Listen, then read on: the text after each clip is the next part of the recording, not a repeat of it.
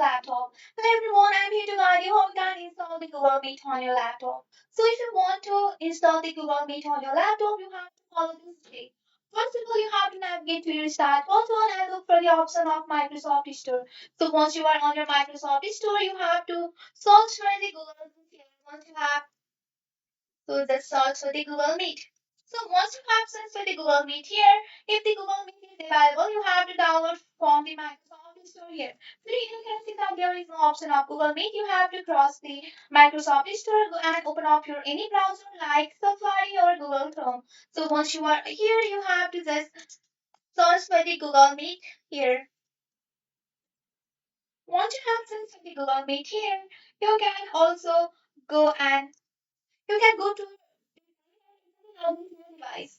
So you have to just go here and you can go for your Google Meet.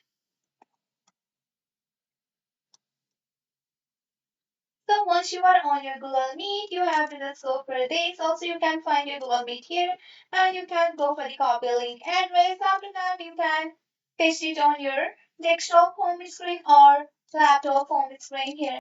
So you have to download the Google Meet from your Google Play here. Just tap on that, and after that, you can see the install option.